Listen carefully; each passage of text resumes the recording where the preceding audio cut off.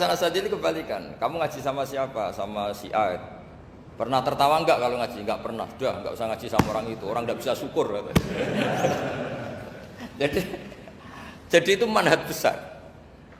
Nah akhirnya orang-orang kayak kita ini enggak jelas semua. Nangis ya bisa, syukur, guyu ya bisa. Cuma celakanya kalau kita nangis karena tidak punya uang, kalau guyu karena punya uang, itu masalahnya.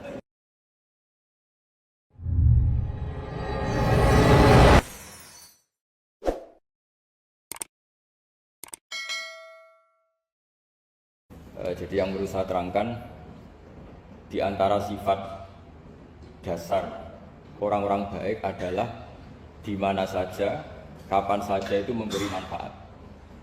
Termasuk tentu saat paling sulit. Jadi Nabi Isa menceritakan dirinya itu wa ja'alani mubarakan ainama kuntu, saya di takdir Allah berada di mana saja memberi berkah, memberi kemanfaatan bagi orang lain. Ada beberapa cerita tentang Nabi Isa. Jadi perlu diketahui ada 3 nabi yang seperiode. Satu Ibrahim dan Nabi Lut. Ibrahim itu sama Nabi Lut itu pernah paman. Kedua Nabi Musa dan Harun. Sebetulnya yang jadi nabi itu Nabi Musa, tapi Nabi Musa karena alsak lisannya tidak jelas, minta Nabi Harun, ya tentu minta kepada Allah supaya Nabi Harun dijadikan nabi. Terus ketiga Nabi Isa dan Yahya. Yahya bin Zakaria, terus Isa ini pernah keponakan Zakaria. Kira-kira kalau di Jawa ya misanan antara Yahya dan siapa? Isa. Jadi ada 3 nabi yang seperiode. Tapi yang paling berkompeten, yang sederajat kira-kira seperti itu hanya Isa dan Yahya. Karena Nabi Lut dan Nabi Ibrahim itu beda level. Karena Lut ini pernah keponakan, jadi hubungannya kira-kira yang murid dan guru. Terus Musa dan Harun itu juga nggak level, karena Nabi Harun ini jadinya nabi itu atas permohonan Nabi Musa. Sehingga meskipun Harun itu kakaknya, tapi nggak berani bantah. Jadi Nabi Musa itu dalam cerita beliau itu alsak. Alsak itu lesannya agak kedal. Tapi ini alsak yang barokah. Jadi dulu ceritanya Musa kecil karena dia seorang nabi, beliau seorang nabi. Itu kalau melihat Fir'aun itu mantelnya bukan main. Padahal kecilnya dirawat Fir'aun. Sehingga cerita mulai kecil sudah usil. Kalau melihat Fir'aun itu ya jenggotnya dipakai mainan. Terus pokoknya nakal. Lama-lama Fir'aun curiga, dasar orang Israel. Nabi Musa ini turunan Israel. Lama-lama Fir'aun itu yakin kalau itu sengaja. Akhirnya Fir'aun mau membunuh Musa. Terus kata istrinya Fir'aun, Musa itu masih anak kecil. Jadi seperti itu ya bawaan anak kecil, bukan bawaan kebencian terhadap orang Kipti, orang Mesir. Kalau dalam bahasa kitab kuno Mesir itu Egypt al-Kipti, makanya disebut Maria al-Kiptiyah. Kalau orang sekarang bilang Egypt itu bahasa kunonya Mesir itu al-Kiptiyah. Nah, memang secara bahasa Arab Mesir itu nggak mungkin, bahasa Arabnya Mesir itu nggak mungkin karena Misro itu maknanya kota. Jadi kalau kamu bilang kamu kemana, ke Misro, ke kota, lah ya kota mana? Ya kota Mesir, itu bisa debat kusir. Jadi ya kayak kita lah, kita sekolah di mana? Di madrasah. Madrasah terjemahnya apa? Sekolah. Nah, kemudian oleh istrinya Fir'aun ya gini saja, buktikan kalau Musa itu masih anak kecil. Masyhur itu dalam cerita dikasih bara api sama apel. Sebenarnya Musa kecil ini sudah pintar mau milih apel. Sama malaikat Jibril diarahkan tangannya itu ngambil apa? Bara api terus dikunyah. Itu yang menyebabkan lisannya Musa itu alsak, agak pelak. Nah, ketika jadi rasul itu akan repot karena nanti harus pakai penerjemah. Jadi seorang rasul tapi lisannya tidak apa? Cakap. Akhirnya Nabi Musa realistis ngendikan ketika diutus, wa akhi Harun wa afsahu minni lisanan fa arsilhu ma'yarid ayyusaddiquni inni akhafu ayyukadzibun. Ya Allah, saudara saya Harun itu lisannya lebih fasih. Tolong jadikan dia rasul sebagai penguat saya. Akhirnya Allah mengabulkan doanya Nabi Musa, kemudian Harun dijadikan sebagai apa? Rasul. Sehingga meskipun satu angkatan, Harun dan Musa ini enggak level. Artinya enggak level itu ya Harun yang takut Musa. Terus ketiga ini Nabi Yahya dan Nabi Isa.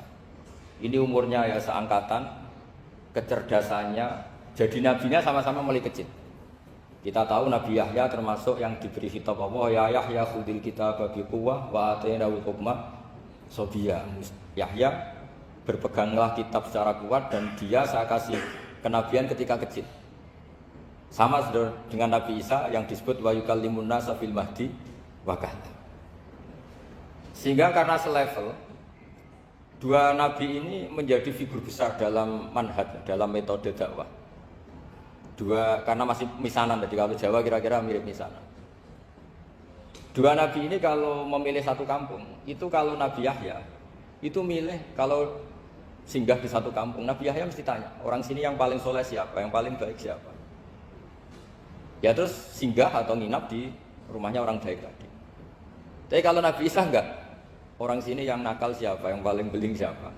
Terus Nabi Isa singgah di situ. Akhirnya ada pertanyaan dari Nabi Yahya, lima tanzilu ala syirorin nas. Kenapa kamu selalu singgah di orang-orang nakal? Syiror itu orang-orang nakal.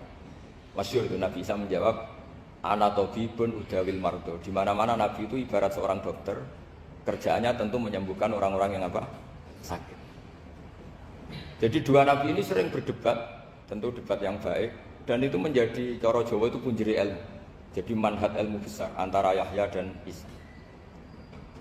Begitu juga Nabi Yahya itu kelihatan agak rileks, panik, saking takutnya sama Allah. Kalau Nabi Isa itu rileks, pokoknya kumpul orang-orang nakal dia rileks. Akhirnya ada dua pertanyaan sekaligus nanti jadi dua manhaj. Kenapa kamu sering masam, kalau bahasa Arab itu abasa. Terus yang Nabi Yahya balik bertanya, kenapa kamu sering senyum, sering tertawa? Kenapa memangnya terus? Ka'annaka ta'manu min makrillah. Kamu sering senyum kayak kami sudah terbebas dari azab Allah, dari ditegur Allah, seakan-akan kamu orang paling benar yang enggak akan salah. Nabi Isa balik tanya, sama kamu sering masam, sering meru, ka'annaka taqnatu rahmatillah, seakan-akan kamu putus asa dari rahmatnya Allah. Sehingga kemudian itu jadi manhaj besar. Kalau terlalu senyum, ya dianggap orang yang kayak nggak punya perasaan dosa. Tapi kalau terlalu masam, terlalu merenggut, seakan-akan rahmat Allah itu terbatas.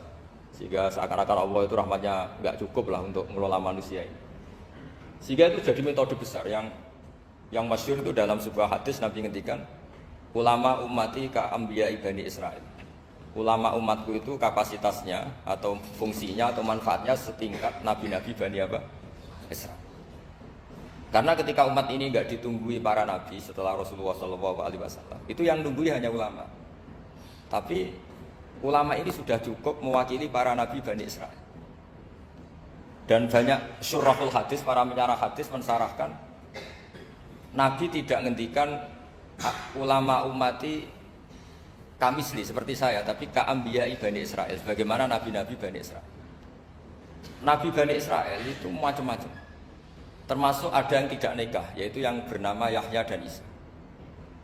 Delala umatnya Nabi itu ada orang alim alamah yang ilmunya melegenda, yaitu namanya Imam Nawawi, itu tidak nikah sampai kabudut. Meskipun dalam ajaran syariatnya Nabi an-nikah sunnati, tapi selalu ada orang yang ditakdir tidak nikah karena masyhur, karena sibuk ngurus ilmu. Bukan karena tidak laku, yang jelas itu bukan karena tidak laku. Imam Nawawi itu ganteng, orangnya yang normal, tapi karena sibuk nulis, beliau sampai kabudut itu tidak nikah. Imam Sibawai itu suka sekali sama ilmu, menjadi istri utamanya ya ilmu itu. Dia ganteng, Sibawai itu maknanya itu apel, dia ganteng sekali, sampai banyak cewek yang senang. Akhirnya dia nikah. Dia nggak pernah dikumpulin. Dia belajar terus. Ketika beliau ke pasar, dulu nggak ada supermarket, beli kertas, kitabnya dibakar semua sama istri. Dikira istrinya terus mencintai dia, malah diceraikan. Itu siapa Imam Sibawai. Terus ada umatnya Nabi yang paling unik di dunia, mungkin Pak dosen, saya kiai pun nggak bisa nih. Tuh ada orang tuh ganteng sekali, istrinya cantik sekali. Itu tahu-tahu sudah 10 tahun tidak pernah hubungan suami istri. Karena ketika si suami itu tahu istrinya cantik, itu langsung sholat sujud syukur, sholat terus, saking senangnya punya istri cantik. Yang istrinya cantik juga solehah, tahu suaminya ganteng ya terus sholat terus syukur. Itu sampai berhari, sampai bertahun-tahun. Terus ketika ketemu cocokan, dek kita sudah nikah berapa? Terus dilihat, kayaknya sudah 10 tahun, tapi tidak pernah hubungan. Oh itu nggak kebayang, itu ganteng sama cantik. Kalau jelek sama jelek itu mungkin. Yang satu bilang naudzubillah, satu itu kan nunggu rafa saja. Ini nggak ganteng sama cantik. Nah kenapa kualitas ulamanya Rasulullah itu bisa seperti Nabi Bani Israel? Karena agama ini, umat ini sudah ada ditunggui para nabi. Sehingga mau tidak mau kualitas ulama, alhamdulillah barokahnya Nabi itu berkualitas kayak nabinya Bani Israil. Nah ini penting sekali saya utarakan supaya dicek saja. Kalau kita nggak percaya dicek saja dalam hadis-hadis sahih. Misalnya begini, ketika Nabi memenangkan perang Badar, itu ada Asra Badrin, tawanan-tawanan perang Badar. Nabi suka musyawarah, suka rembukan. Ya Abu Bakrin, menurut kamu tawanan ini diapakan? Kata Abu Bakar, hum asyiratuka. Mereka itu keluarga engkau, orang-orang Quraisy. Ya dibebaskan saja. Pakai tebusan. Nanti uang itu kita kelola supaya jadi penguat Islam. Dan orang-orang ini merasa utang jasa karena harusnya dibunuh, tapi kita bebaskan. Terus tanya, bagaimana kamu ya Umar, menurut kamu? Kata Umar, ini kan orang-orang yang dulu ingin bunuh kamu. Yang ingin menghabisi jenengan, ingin dan sudah ngusir jenengan. Ya setelah ketangkap ya dibunuh, kok repot. Apa kata Rasulullah? Rasulullah spontan ngendikan, inna masalah kayak Abu Bakrin kama sali Ibrahim. Kamu ibarat kayak Nabi Ibrahim. Izqala faman tabi'ani fa innahu minni wa man asani fa innaka ghafurur rahim. Jadi Nabi Ibrahim itu unik. Melihat umat itu sesyafakoh itu. Syafakoh itu banget sayangnya. Nabi Ibrahim cara berpikir, faman tabi'ani fa innahu minni. Orang yang ikut saya ya Allah pasti golongan saya. Tentu layak masuk surga. Waman asoni, orang yang mendurhakai saya, fa innaka ghafurur rahim, engkau maha pengampun. Bukan yang mendurhakai langsung masuk neraka, enggak, engkau maha pengampun. Wa masalu kayak Umar kama salim Nuh, isqala rabbi la tadzar ala ardi mal kafirina dajjal. Umar, kamu mirip Nabi Nuh, inginnya semua orang kafir dihabisin. Ya masyhur kan Nabi Nuh itu enggak ingin ada orang kafir sampai ada banjir tufan. Nah kalau sampean tanya bedanya apa dengan garis keras sekarang? Bedanya ya beda sekali. Kalau Nabi Nuh benci sama orang kafir itu diserahkan yang punya. Sehingga yang punya yaitu Allah yang menghukum dengan banjir bandang. Tapi kalau kita kan kadang kita bertindak sendiri. Jadi potensi disalahkan. Yang jelas dalam hadis-hadis sahih, Nabi Nuh itu tidak bisa mensyafaati karena itu. Ketika diminta syafaat, ini hadis sahih bukan ada di Bukhari, ada di Muslim. Karena biasanya kalau di kota itu ditanya ini sahih enggak? Untungnya yang tanya kadang tidak paham, ini alhamdulillahnya jadi wah repot. Nabi Nuh itu diantara sebabnya nggak bisa mensyafaati adalah pernah corong Jawa masuk no kaume. Kalau dalam bahasa Arab itu da'a li Zaidin berarti mendoakan positif. Kalau da'a la Zaidin mendoakan negatif. Kalau orang Jawa itu ada doa, ada pasot. Nabi Nuh adalah orang yang pernah masukkan kaumnya. Nah, saya cerita sedikit tentang Nabi Nuh dan Nabi Ibrahim. Nabi Ibrahim dianggap tadi cerminannya Abu Bakar dianggap niru Ibrahim, cerminannya Umar dianggap niru Nabi siapa? Nabi. Lalu kalau sampean tanya, bedanya gimana? Begini logikanya. Andai kan kita mengkaji secara akademik begini. Ada ulama besar namanya Abdul Hasan Asyadzili, itu masyhur di Indonesia menjadi Thariqah Asyadziliyah. Terus ada seorang muridnya minta gini, ya Abdul Hasan Asyadzili, tolong saya dikasih ijazah supaya saya tidak pernah maksiat di bumi ini. Karena saya takut sama Allah, kalau saya maksiat itu merasa tidak nyaman dengan Allah. Abdul Hasan Asyadzili ini malah marah besar. Atuhibbu alla tadhharu maghfiratu. Kalau kamu tidak pernah maksiat, berarti kamu suka maghfirahnya Allah Ta'ala itu tidak kelihatan, karena tidak ada yang maksiat. Tapi bukan dukung kamu yang tidak ada, ini cerita ilmiah. Tapi kalau Said Abdul Al-Haddad itu kebalikannya. Ada orang fasik itu hidup berkeliaran, mengganggu masyarakat, ganggu ketertiban agama. Ada kiai atau siapa gitu mendoakan supaya tobat atau dikasih panjang umur supaya nanti bisa tobat. Itu beliau Said Abdul Al-Haddad marah besar. Man da'a li fasikin bil baqa faqad ahabba ayyusawwahu fi ardi. Orang yang mendoakan orang fasik hidup berarti dia suka Allah dimaksiati di buminya. Jadi akhirnya jadi kutub besar, yang satu Syadziliyah, yang satu Haddadiyah. Kenapa ya? Karena tadi yang satu cerminan Nabi Isa, yang satu cerminan Nabi Yahya. Sebagaimana sabda Rasulullah tadi, apa ulama umati ka anbiya'i bani Israil. Juga masyhur dalam aplikasi pengajaran juga gitu. Masyhur sekali dalam kitab-kitab diceritakan. Kalau Said Abdul Haddad, kalau ada orang sowan itu, kamu ngaji sama siapa? Sama si A. Pernah nangis gak pas ngajar? Gak pernah. Udah gak terus, gak usah diterusin ngaji orang seperti itu. Artinya atas ya, wong ora iso nangis ya. Tapi kalau Abdul Hasan Asyadzili kebalikan. Kamu ngaji sama siapa? Sama si A. Pernah tertawa enggak kalau ngaji? Enggak pernah. Udah, enggak usah ngaji sama orang itu. Orang enggak bisa syukur katanya. Jadi itu manhaj besar. Nah, akhirnya orang-orang kayak kita ini enggak jelas semua. Nangis ya bisa, syukur guyu ya bisa. Cuma celakanya kalau kita nangis karena enggak punya uang, kalau guyu karena punya uang, itu masalahnya. Tapi kalau wali-wali dulu enggak. Kalau senyum ya karena saking yakin rahmatnya Allah itu wasiat rahmatu. Kalau nangis ya karena takut azabnya Allah. Kalau kita kan enggak, sangat-sangat materialistik. Ini yang membedakan kita. Sebenarnya nangis dan senyum itu satu keharusan karena Allah punya madharul jalal. Ketika Allah dengan sifat keagungannya, maka kita ini cara Jawa serako bersenyum. Tapi Allah itu kadang sebagai madharul jamal. Adanya satu keasikan. Sehingga yang merengut itu yang salah. Makanya dalam ilmu tasawuf, kutub wali itu hanya dua. Allah dengan madharul jalal, dengan Allah yang madharul jamal. Contoh madharul jalal misalnya gini. Ketika Nabi Musa ingin melihat Allah, saking kangennya ingin melihat Allah, Rabbi arini anzur ilaik, ya Allah saya beri hak untuk melihat engkau. Allah dengan jalalnya gini, Allah itu qadim, superior. Tentu gak layak tersentuh barang hadis itu makhluk. Sehingga ketika falam matajalla rabbuhu lil jabali ja'alahu dakka wa kharra Musa sa'iqa. Sehingga enggak levelnya apapun hebatnya Nabi ini tetap makhluk. Sementara Allah itu qadim. Enggak kuat. Makhluk yang fana ini, yang profan ini enggak kuat. Enggak kuat menampung zat yang qadim, yang superior sehingga gunung pun hancur. Nabi Musa pingsan. Tapi ketika Allah dengan madharul jamal itu Allah dengan keindahannya, dengan kasih sayangnya memberi hak makhluknya untuk melihat. Nah, di sini ini Allah sering ngendikan wujuhu yauma idzin nadhirah ila rabbiha nadhirah. Nanti ada wajah-wajah yang di surga itu melihat saya kata. Tapi apakah betul melihat kayak saya melihat dosen, melihat Pak Rektor, melihat teman-teman itu tidak bisa. Karena Allah itu qadim, sehingga meskipun manusia ahlul jannah melihat Allah, tetap Allah ngendikan la tudrikuhul absar wa huwa yudrikul absar. Karena Allah di balik jamalnya ya punya jalal, di balik jalalnya juga punya jalal. Sehingga selalu di Quran itu diulang beberapa kali supaya proporsional. Nah, kenapa ahli sunnah tetap berkeyakinan Allah bisa dilihat? Logikanya begini. Fa inna kulla maujudin yasifu ayyura. Allah itu zat sing nyata-nyata wujud dan punya eksistensi. Di mana-mana sesuatu yang wujud itu layak untuk bisa dilihat. Lalu pertanyaannya gini, kenapa kita tidak bisa melihat sekarang kok nunggu di akhirat? Karena mata kita sekarang itu profan, fana. Sementara kita setelah di surga, tubuh kita didesain abadi. Ya saya ulang lagi, setelah kita di surga, semua fisik kita ini didesain abadi. Tentu karena desainnya sudah abadi, layak melihat zat yang abadi. Tapi pertanyaannya, kenapa tidak bisa ikhatoh, tidak bisa melihat sampai faham, la tudrikul absar? Karena abadi kita itu diabadikan. Sebagaimana surga abadinya diabadikan, neraka diabadikan. Sementara Allah abadi dengan dirinya sendiri, yaitu Al-Qayyum atau dalam bahasa ngajinya Qiyamuhu binafsi.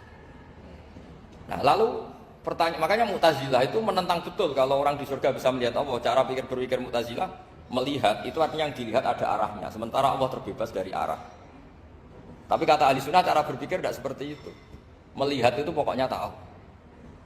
Nah, tahu karena mata itu karena kita ditakdir tahu itu karena mata. Sebetulnya menjadikan tahu itu tidak mata. Ya kalau tahu ya tahu saja, bukan harus pakai mata. Itu cara berpikir ahli sunnah wal jamaah. Jadi sabri ya bocoran. Kenapa madzhab ahli sunnah itu yang dipilih oleh banyak mayoritas di dunia, jumhur itu. Ahli sunnah itu dianggap pikirannya lebih orisinal. Misalnya ahli sunnah kalau ditanya, kenapa kamu melihat? Ya melihat saja. Kenapa kamu mendengar? Ya mendengar saja. Kesannya itu tidak rasional, kayak orang yang nggak pinter itu. Tapi sebetulnya itu yang benar. Jadi cara berpikir ahli sunnah itu melihat itu menjadi tahu. Menjadi tahu itu bisa karena mendengar, bisa karena melihat, bisa karena dikasih tahu, bisa karena bersentuhan. Sebab itu di Quran itu ada ayat ala ya'lamu man khalaqa, bukankah zat yang menciptakan itu menjadi tahu. Sehingga kenapa Allah itu selalu tahu? Karena Allah yang menciptakan. Kalau kamu tahu karena mata, sekali itu jauh, maka kamu tidak melihat. Atau kamu sekarang buta, kamu tidak melihat. Atau tertutupi barang itu, maka kamu tidak melihat. Tapi kalau kamu tahu karena kamu menciptakan, maka akan melihat terus. Misalnya saya ini tukang batu. Saya ingat betul ketika saya bangun Monas, itu pulpen saya tak tanam di dalam Monas. Saya ingat betul kalau pulpen saya warnanya putih, tak tanam di Monas 2 meter dari pondasi. Setelah saya pulang ke Jogja ditanya, di dalam Monas ada apa? Ada pulpen. Posisinya 2 meter dari pondasi. Kenapa saya tahu? Karena saya menciptakan. Nah, karena menciptakan ini sehingga tahu saya akan terus menerus. Tapi kalau tahu karena mata, sekali barang itu tertutupi, nggak tahu. Misalnya saya tahu jenengan karena dekat sekali jenengan kemana-mana saya sudah tidak tahu. Tapi kalau saya menaruh sesuatu di tubuh Anda, sehingga kamu kemana-mana tetap tahu bahwa barang itu ada di tubuh. Nanti kalau ada yang protes, tapi bisa saja Gus barang itu dicuri orang kemudian Anda tidak tahu. Yang menjadi tidak tahu karena saya sudah tidak menciptakan suasana itu. Selagi saya yang menciptakan, maka akan tahu terus. Nah tapi karena Allah ini menciptakan semua yang ada di bumi, maka Allah tahu terus. Sehingga Allah tahu cara bikin kuman. Terus tahu bahwa manusia itu punya kuman, kumannya punya organ, organnya juga punya kuman. Nggak kebayang. Kamu bayangkan kayak makanya Allah itu kalau cerita sederhana, innallaha la yastahi ayyadriba mathalan ma ba'udatan fama fawqaha. Allah itu tidak malu bikin perumpamaan nyamuk, karena nyamuk itu lebih dahsyat dibanding gajah. Para pematung itu disuruh bikin gajah masih mampu. Bikinkan patung gajah, mungkin masih sanggup. Tapi kalau tak suruh bikin patung nyamuk, nggak usah bikin hidup, patungnya saja sekecil itu. Padahal nyamuk kecil itu punya organ tubuh. Lalu bikinnya organ tubuh nyamuk itu kayak apa? Organnya punya kuman, kumannya punya organ, organnya juga punya kuman. Sehingga orang-orang alim itu baca nyamuk itu lebih jadi ayat Allah ketimbang melihat dinosaurus. Tapi sekarang orang itu nggak tertarik ceritanya. Jadi beda perasaannya orang alim sama orang awam. Kalau orang awam tuh melihat mukjizat kan yang dasar-dasar kayak dinosaurus, gajah, wow gitu. Kalau orang alim nggak, malah melihat nyamuk. Kealiman seperti itu terjaga di umatnya Muhammad, di umatnya Rasulullah Muhammad SAW. Karena ketika umat ini nggak ditunggui para nabi, itu Allah menjamin Muhammad, ulama umatmu nanti punya kemampuan seperti nabi. Tentu tidak dalam keutamaan ya, keutamaan tentu nggak sekelas sama nabi. Kenapa itu terjadi? Karena tadi para nabi ini mewakili sekian karakter. Kalau kita sangat mencintai Indonesia, maka kita akan tegas siapapun yang ingin menghancurkan Indonesia. Itu kira-kira cerminan Nabi Nuh. Kalau kita sangat mencintai Allah, maka kita akan benci sebenci-bencinya sama orang yang mendurhakai Allah. Tapi masalahnya, Allah yang kita cintai itu memaklumatkan diri kalau bersifat ghafur, pengampun. Jika kalau kita terlalu kasar, ini kan yang kita cintai bersifat ghafur, kok kita kasar. Di sini Nabi Ibrahim. Beliau sangat mantau sekali sama yang durhaka sama Allah. Tapi kalau mau mantau gimana? Zat yang mengajarkan itu bersifat ghafur. Maka kita mau tidak mau, makanya ada riwayat mengatakan takhallaku bi akhlaqillah, kamu bertata krama kayak akhlaknya Allah. Akhirnya ya sudah, kita mau apa coba? Kira-kira kalau kamu mencintai seseorang, itu potensinya kan dua, protektif. Ada telepon itu dari siapa? Cewek atau cowok? Protektif. Itu bukti cinta atau bukti suudon kan tidak tahu. Tapi misalnya kamu cinta perempuan terus anak sama lelaki gak apa-apa, jalan sama lelaki gak apa-apa, sama masa lalunya pacarnya juga gak apa-apa. Itu cinta apa pembiaran? Kan sama-sama gak jelas. Nah kira-kira mencintai Allah itu kira-kira analoginya seperti itu. Kalau yang satu protektif, Allah harus zat satu-satunya yang disembah. Gak boleh didurhakai, gak boleh dikhianati. Sehingga ini sangat keras sekali. Ini Nabi Nuh.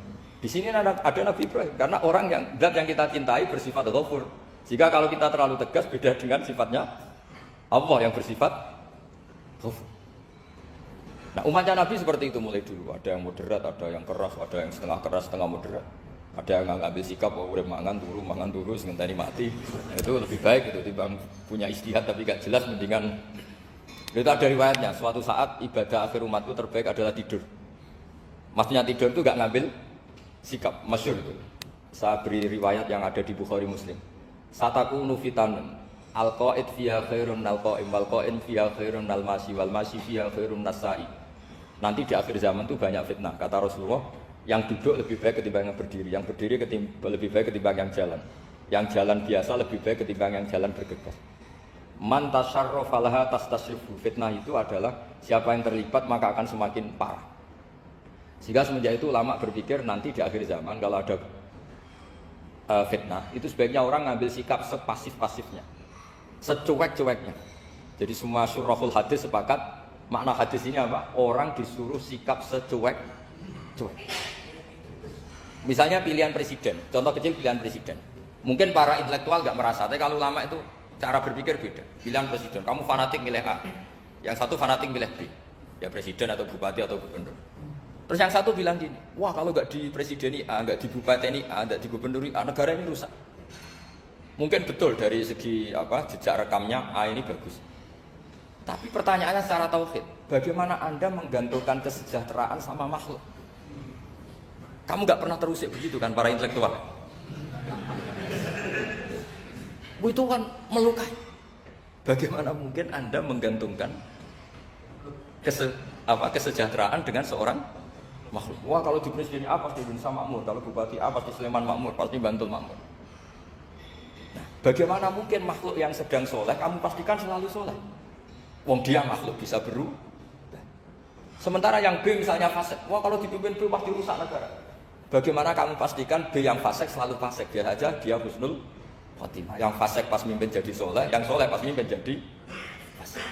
Akhirnya ulama karena tahu sifat manusia itu rubah-rubah dan kendali di tangan Allah, sikapnya nggak jelas. Saya ini termasuk orang yang terkenal nggak jelas. Karena kalau ditanya, Gus sampai pilih presiden mana, bakti mana? Sanad pangeran sing dadi aku royal. Wah, anut pangeran yo kacau. Wah, luwih kacau menan anut pangeran. Ini kan sudah tidak sambung karena pikirannya ulama. Memang nggak beda, cara berpikir ulama itu beda. Bahkan bapak saya itu kalau didik saya itu begini. Kalau meseli saya atau ngirim saya dulu itu kan pakai mesel. Ini uang kamu 500.000 untuk kamu. Mesti ditambahi 100.000. Ini tuh buat jajan sama teman-teman. Mesti ada uang pokok, ada uang sodako. Dulu saya sering tanya, kenapa bapak sangat menghormati teman-teman saya? Kata bapak, kue mondok, aku raiso nyukupi, sing iso nyukupi ya konco-konco. Ternyata betul, rata-rata anak kuliah atau anak mondok, uang pribadinya kan 8 hari dari dikirim sudah habis. Berarti kan masih 22 hari, kok bisa hidup itu kan barokahnya teman-teman. Malah yang agak beling itu 1 hari sudah habis, berarti ada 29 yang bergantung sana sini. Sehingga Nabi dulu cara ngendikan tuh unik. Kata Nabi, da'un nasa yarzuquwahu ba'duhum ba'du. Manusa barno wae, engko saling memberi rezeki. Ketika ada collab, Medina itu pernah collab, terus sekarang pernah defisit itu. Beberapa pakar ekonomi datang ke Rasulullah, ya Rasulullah, sa'ir, tolong dikasih harga standar. Tapi apa jawabannya Nabi? La tusairu fa inna Allaha wal musair. Kamu jangan kasih harga, Allah sendiri yang menentukan harga itu. Terus kata Nabi, kenapa engkau begitu ya Rasulullah? Ini negara harus ditentukan harga karena gini-gini. Kata Nabi, saya tidak ingin ketemu Allah dalam keadaan dolim. Tapi ini tentu di teori ilmu modern ini masalah. Tapi menurut orang modern. Tapi kalau menurut ilmu hakikat itu nggak akan masalah. Misalnya, kenapa Nabi tidak menentukan harga dalam keadaan negara seperti itu?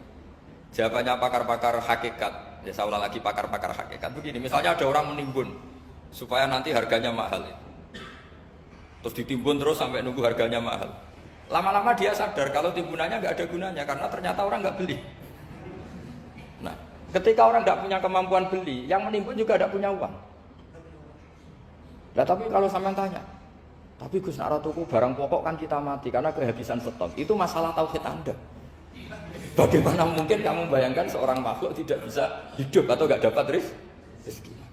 Nabi itu orang yang sampai ke derajat hakikat, jadi nggak pernah bayangkan gitu. Saleh sampean jadi orang yang tauhidnya masalah. Sehingga terus bayangkan, wah kalau negara ini kayak, wah kita makan apa? Kalau negara nggak stabil, wah kita gimana? Itu tidak bisa seperti itu. Dulu ketika kita dijajah Belanda, itu kiai-kiai kita, Mbah Hasyim Asy'ari, Mbah Ahmad Dahlan, mondoknya di Mekah. Sampai alim alama, 2 beliau, Mbah Hasyim sama Mbah Ahmad Dahlan, ngajinya sama-sama Syekh Khotib Minangkabau. Cuma Mbah Hasyim lebih menekuni ke Syekh Mahfud Termas, yang satu menekuni Syekh Khotib Minangkabau.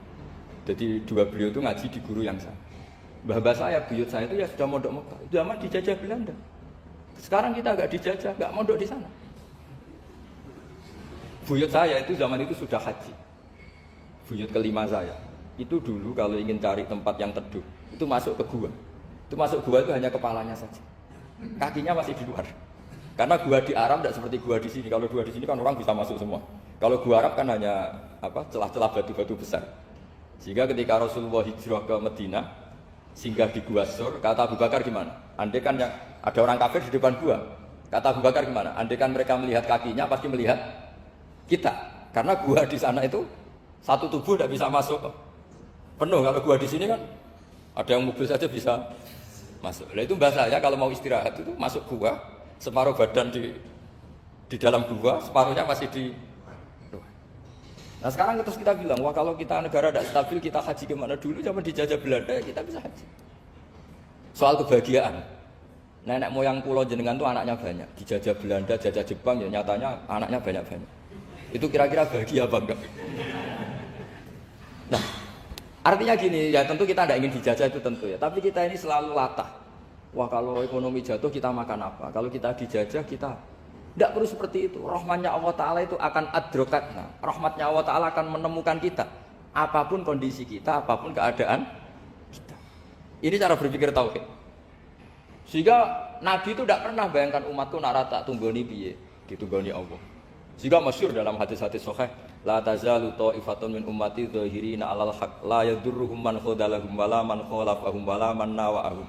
Selalu di umatku ada kelompok-kelompok yang selalu membela kebenaran dan tidak akan terkalahkan oleh kesesatan di akhir zaman. Kenapa? Cara berpikir orang tauhid itu sederhana begini. Allah menamakan dirinya Al-Hadi, penunjuk jalan.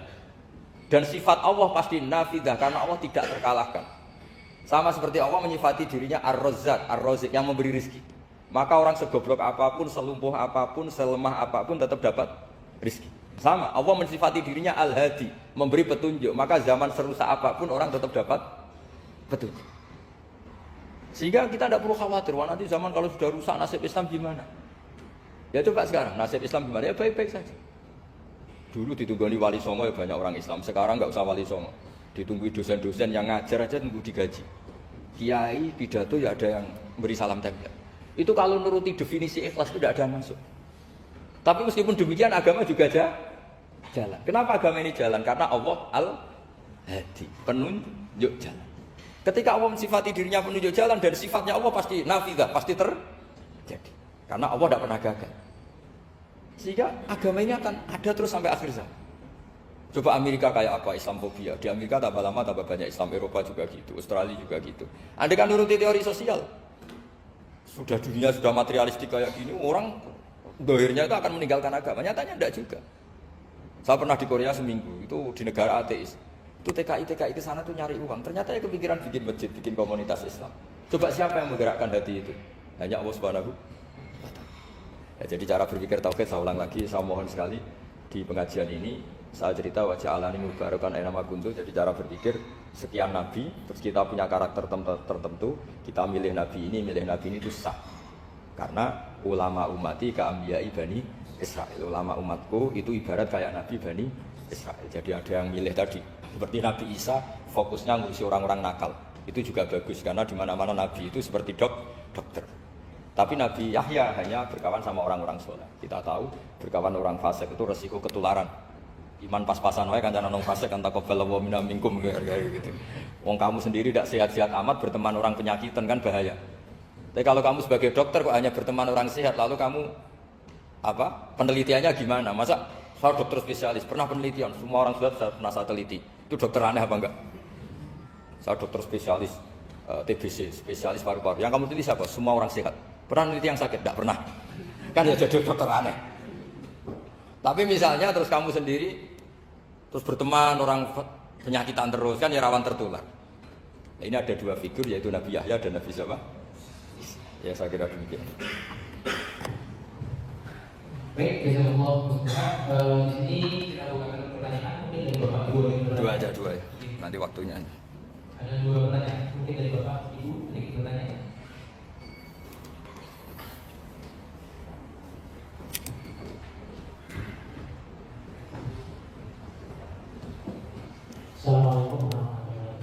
Assalamualaikum warahmatullahi wabarakatuh. Saya akan bertanya tentang kajian yang kemarin. Ya. Kemarin saya mengatakan bahwa kalau berdoa itu sedikit-sedikit saja, mau saja gitu. Gimana? Tapi ada ulama itu. Ulang lagi Kak, berarti saya. Kemarin mengatakan bahwa kalau berdoa nggak usah macam-macam, seperti aja.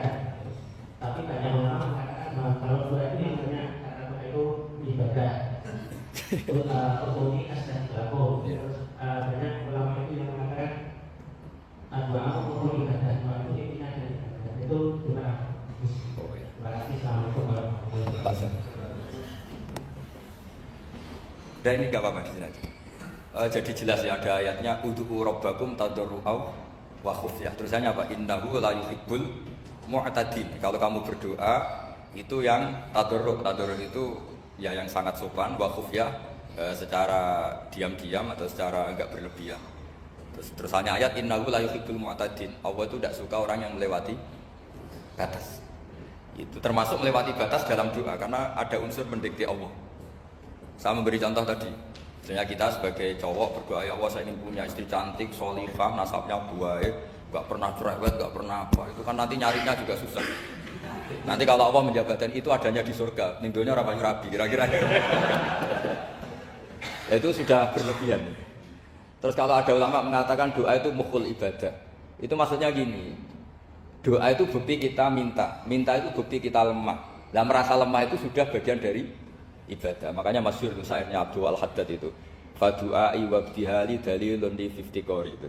Jadi saya berdoa itu hanya sebagai bukti saya butuh Allah. Saya sendiri tidak punya kepentingan mustajab apa enggak. Jadi wali-wali yang mengatakan doa itu mukhul ibadah, sebetulnya itu malah wali-wali yang dari awal enggak kelintas disembadanya apa enggak. Butuhnya dia itu menunjukkan bahwa saya ini lemah. Buktinya posisinya minta, itu yang dimaksud mukhul ibadah. Tapi kalau kita berdoa terus posisi kita protes, katanya kamu baik ya Allah, engkau baik, ternyata enggak juga. Buktinya semua doa saya tidak kamu kabulkan. Ini malah doa kriminal. Jadi yang dimaksud mukhul ibadah itu doa itu bukti minta itu bukti lemah. Makanya ada syairnya Abdul Haddad maksud fadu'a ibabdihali dalilun li fiftikor. Jadi saya minta engkau ya Allah itu bukti saya butuh. Jadi itu bukan dua hal yang harus dipertentangkan. Jadi kalau doa dikatakan apa? Ibadah karena di doa itu minta. Nah minta itu bukti merasa kita lemah. Berarti kita sa'il, Allah mas'ul. Kita minta, Allah yang kita mintain. Kita menengadah, Allah yang berposisi memberi. Itu saja sudah cukup sebagai ibadah. Meskipun doa kita tidak mustajab. Karena memang tadi seperti itu. Kalau di ilmu-ilmu tasawuf itu apa ya? Doa itu memang benar-benar sudah mukhul ibadah karena tadi perasaan merasa butuh sama Allah itu. Nah, merasa butuh itu, nah kalau kita berdoa merasa butuh sama yang kita minta, itu dalam ilmu tasawuf sudah kriminal, berarti kamu lebih butuh makhluknya. Misalnya begini ya, saya ingin punya rumah bagus, terus setelah punya rumah kredit saya utangnya banyak. Sebetulnya saya itu tidak pernah ingat Allah, gara-gara utang banyak kredit jatuh tempo, terus melibatkan Allah. Ya Allah saya ini utang banyak ini, terus tolong dibayar. Sebetulnya saya itu ingat utang, cuma Allah tak libatkan kan gitu. Lah itu tidak akan jadi wali, yang jenis ini tidak akan jadi wali. Saya ingin jadi dosen, melibatkan siapa ya nanya? Melibatkan Allah, terus malam-malam bangun melibatkan Allah. Itu artinya apa? Kamu itu lebih ingin yang kamu minta ketimbang ingin Allah. Kalau wali itu enggak gitu, kangen Allah, terus tahu Allah itu zat pemberi, karena tahu Allah zat pemberi terus minta. Maka yang dikangen itu ya Allahnya dulu. Kalau kita kan enggak, punya kasus dulu, punya keinginan banyak dulu, baru ingat siapa yang bisa ya. Oh Allah, terus Allah kita libatkan. Ya untungnya Allah baik, mau ramal utang bukan mikir, untungnya Allah tidak jawab itu. Jadi itu bedanya wali. Kalau wali itu kangen Allah dulu, baru minta. Kalau kita enggak, banyak masalah dulu, baru melibatkan Allah. Nah yang jenis ini tuh bahaya. Kalau enggak disembadani mesti ngomel. Gusti katanya kalau yang minta kamu kabulkan, ternyata ini enggak. Nanti kalau Allah jawab, kamu itu tidak kangen saya, kamu itu kangen uang, kangen perempuan cantik yang kamu inginkan. Terus kamu melibatkan saya. Urusannya apa saya dengan itu, Pak? Makanya tidak usah nuntut karena awalnya sudah salah. Ya saya kira itu ya. Jadi ada ayat apa? Ud'u rabbakum tadarru'an wa khufya. Terusannya apa? Innahu la yuhibbul mu'tadin. Itu di semua tafsir dikatakan Allah enggak suka orang yang berlebihan dalam doa. Berlebihan tadi, misalnya minta sesuatu yang terlalu besar, atau permintaan kemarin saja lanu adi syukroh, kita tidak bisa memenuhi mensyukuri, sudah minta lagi. Misalnya seorang jomblo, targetnya kan asal payu nikah. Tapi setelah nikah bayangkan istrinya sholihah, tidak cerewet, itu kan berlebihan. Hilang status jomblo saja belum kamu syukuri kok sudah minta macam-macam. Jadi harusnya kan syukur dulu ya. Sekedar laku nikah ini kan ada syukur yang harus. Seperti jadi dosen juga gitu. Sekedar jadi dosen harus kita syukuri dulu karena menjadi kita tidak nganggur. Itu kan satu harkat sosial yang luar biasa. Jangan tahu-tahu sudah hari kedua cari intensif, cari ini itu, syukurnya aja belum sudah kemana-mana. Nah, itu sudah mu'tadin, sudah melebihi apa? Batas. Ya saya kira demikian. Ya mungkin satu. Ya.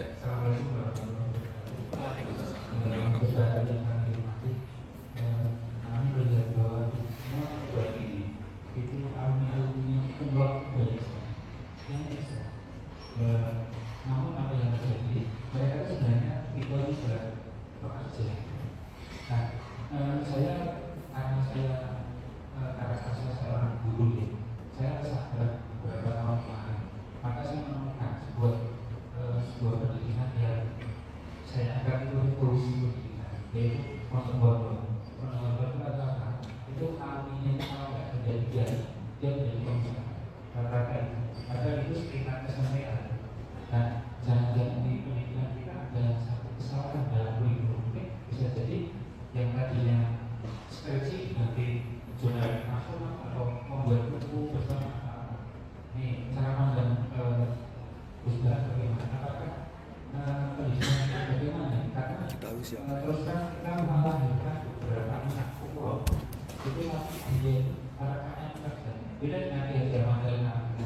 kayak yang lain, dia pasti mesti tes, jadi dia juga kiai, dia juga berbeda. Nah, ada apa itu belum kita lihat. Terima kasih. Assalamualaikum warahmatullahi wabarakatuh. Bisa ngulang? Jadi begini ya masalah pendidikan ya. Kalau saya jawab pakai ilmu hakikat saja karena ini keahlian saya. Sebetulnya begini ya, kalau misalnya itu ya subjektif juga, misalnya bilang rata-rata alumni pondok ini sukses, alumni kampus ini sukses, yang ini tidak sukses, itu satu pasti subjektif. Karena biasanya yang diterkenalkan ya yang sukses-sukses. Saya punya tetangga dari pondok yang Anda sebut itu kebetulan tidak sukses semua. Itu jantung saya sampai ngeluh, Gus. Saya ini gimana kok? Ya ini sudah seperti itu kan subjektif. Tapi menyangkut pendidikan itu begini ya, menyangkut hasil dari pendidikan itu. Andai kan kita bicara ilmu hakikat, misalnya kita mondok itu, mondok kemudian jadi orang miskin, jadi orang yang menurut orang banyak tidak berguna di masyarakat. Ternyata kita ini orang yang kelihatan tidak punya karir, tapi kalau malam sujud sama Allah. Punya anak niat memperbanyak orang sujud, terus punya ibu yang sakit-sakitan kita rawat. Meskipun kita tidak jadi dosen, tidak jadi menteri, tapi indah Allah itu luar biasa karena berstatus ngerawat ibu, ngerawat anak, ngerawat istri. Nah Islam itu datang dengan jargon-jargon seperti itu. Sehingga Nabi kalau muji itu ada Uwais Al-Qarni, ini orang yang luar biasa. Ternyata dia itu punya ibu lumpuh yang kalau kemana-mana harus digendong. Ketika tetangga-tetangganya berhasil sowan Rasulullah itu Uwais Al-Qarni tidak bisa karena setiap ibunya dipamitin mau sowan ke Rasulullah itu sama ibunya nggak boleh. Tapi apa yang terjadi? Justru dipuji-puji Nabi sebaik-baiknya kurun. Kurun itu waktu adalah kurun yang ada Uwais Al-Qarni. Saya punya teman, ini kisah nyata, saya berkali-kali ngisi ngaji di komunitas ulama. Ini mungkin tidak bagus untuk kampus, tapi harus saya utarakan supaya ya kita evaluasi. Saya bilang gini, saya ini jadi kiai itu sering iri sama orang goblok. Orang goblok itu barokah kata saya itu. Itu kiai-kiai kaget semua karena saya bilang orang goblok itu barokah. Saya beri contoh gini, misalnya saya pinter, terus juara MTQ, juara hafal Quran atau juara baca Quran secara tartil. Ujung-ujungnya saya dapat hadiah umroh atau apalah, atau hadiah rumah atau apa. Pertanyaannya adalah mendapat. Saya ulang lagi, mendapat. Sementara ada santri yang bodoh, gara-gara bodoh itu dosen UI yang enggak, jadi kiai yang enggak, akhirnya dia jadi pekerja di Korea. Barokahnya bodoh tadi. Karena di Korea melihat orang ateis, akhirnya dia kepikiran bikin masjid. Sebagian gajinya disumbangkan untuk masjid. Ini bodoh pendiri masjid.